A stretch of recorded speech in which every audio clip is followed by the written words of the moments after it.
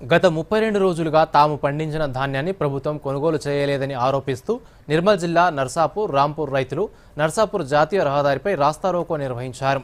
ఈ ఆందోళన వల్ల 2 కిలోమీటర్ల మేర భైంసా నిర్మల్ రహదారులపై వాహనాలు నిలిచిపోయి రాకపోకలకు అంతరాయం కలిగింది. ఈ సందర్భంగా దూరదర్శన్ యాదగిరితో రైతులు నరేందర్ గంగారాం మాట్లాడుతూ 32 రోజులుగా ఐకేపీ అధికారులు గన్నీ బ్యాగులు లారీలు లేవని చెబుతూ ధాన్యం కొనుగోలు చేయలేదని ఆరోపించారు. నిన్నటి భారీ వర్షంతో ధాన్యం తడిసి మొలకెత్తిందని అన్నారు. తడిసిన ధాన్యాన్ని కొనుగోలు చేయకపోతే ఆందోళన ఉధృతం చేస్తామని హెచ్చరించారు.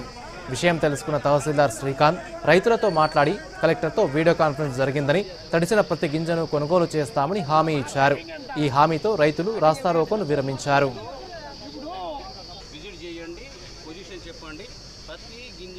30 రోజులు సెంటర్ ప్రారంభమైన ఇప్పటివరకు కనీసం 15 లారీలు కూడా లోడ్ కాకపోవడంతో 30 రోజుల కింద కోసినటువంటి పంట తడిసిపోవడం జరిగింది. రైతు 4 నెలలు కష్టపడ్డటువంటి రైతు ఇలా తన పంట నమ్ముకోవడానికి తన ప్రాణాలకు పోయే స్థితికి వస్తున్నా కూడా ఇక్కడ ఉన్నటువంటి అధికారులు కానీ ఈ సెంటర్ ఇన్ఛార్జ్లు కానీ పట్టించుకోవడం లేదు.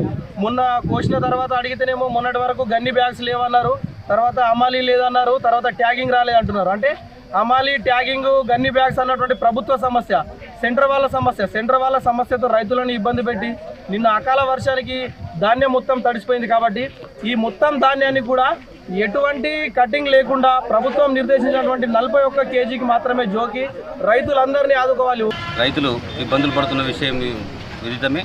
ఈ విషయాన్ని జిల్లా కలెక్టర్ గారి దృష్టికి తీసుకెళ్లడం జరిగింది. జిల్లా కలెక్టర్ గారు కూడా తహసీల్దార్లందరికీ తర్వాత సెంటర్స్ వాళ్ళకి ఇన్స్ట్రక్షన్స్ ఇచ్చారు. తడిసిన ప్రతి ధాన్యాన్ని కొనుగోలు చేయడం జరుగుతుందని జిల్లా కలెక్టర్ గారు హామీ ఇచ్చారు. కాబట్టి రైతులు ఎవరు ఆందోళన చెందాల్సిన అవసరం లేదు.